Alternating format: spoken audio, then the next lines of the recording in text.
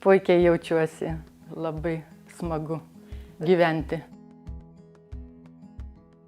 Ištisus metus tokia būsena, kad silpnumas, nepainu, kodėl taip, kodėl, atrodo dar ir metų netiek daug, bet kažkas darosi.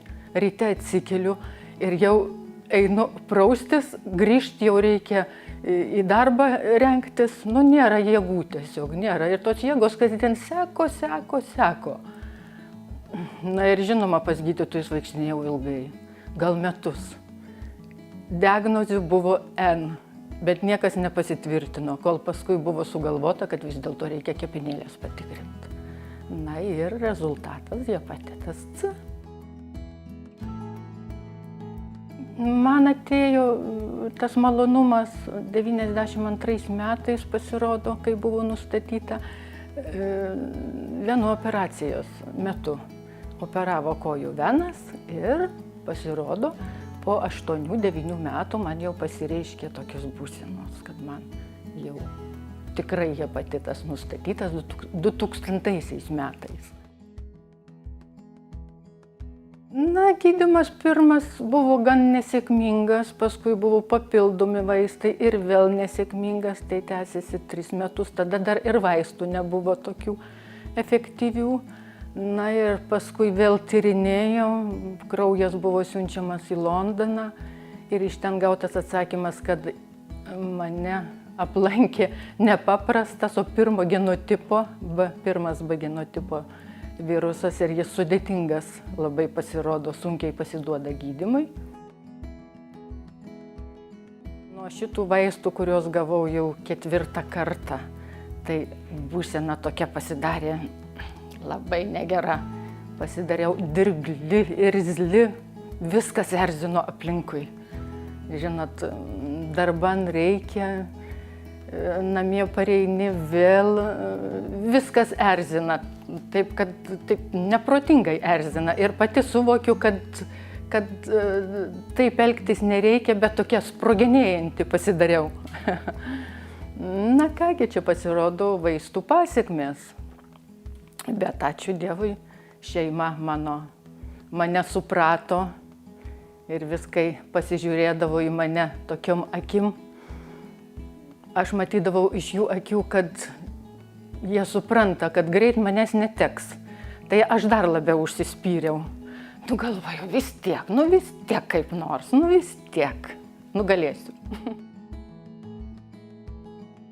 Ta silpnumo akimirka mane aplankė gal 2 kartus, tik tada, 13 metais, mano buvo patys laimingiausi metai, 2013.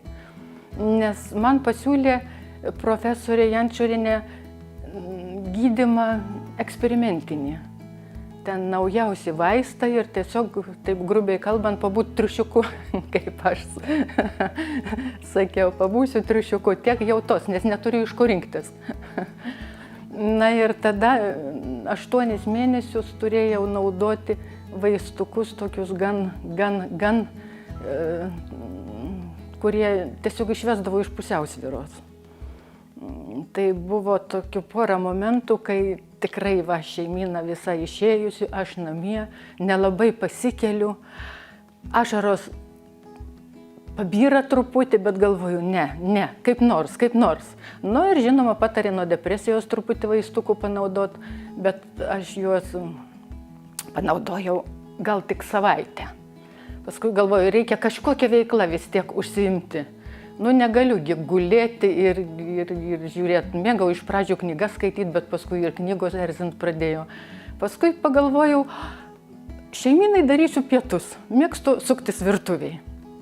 Na ir tiesiog sakiau, grįžkit, tu nesirūpink, nes čia pailsėk, bet man reikėjo kažkaip realizuoti, mintis kitur sukaupti. Na ir 8 mūsų šeima iš 8, tai kasdien gamindavau 12 valandai pietus. Na, paskui visi buitiniai reikalai, kaip nors pagulėdama, pasėdėdama, paverkdama truputį, kai nieks nemato. Ir, žinot, nebereikėjo mano depresijos vaistų ir galvoju, vis tiek išlipsiu, kaipgi šitaip, vis tiek. man turi būti gerai. Aš tokia žemaitė, užsispyrus.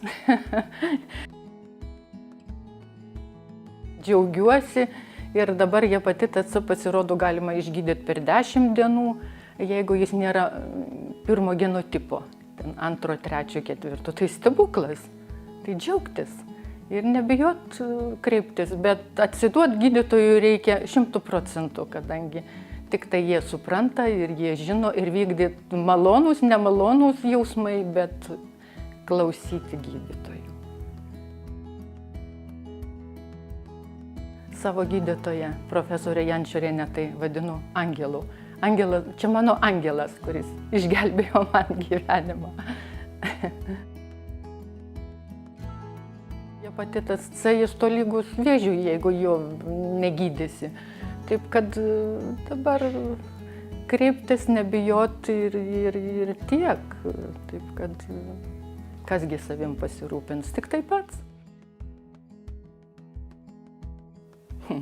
Džiaugtis gyvenimu. Nu, apskritai turėti artimus šalia, kurie tave supranta. Ir būti sveikam.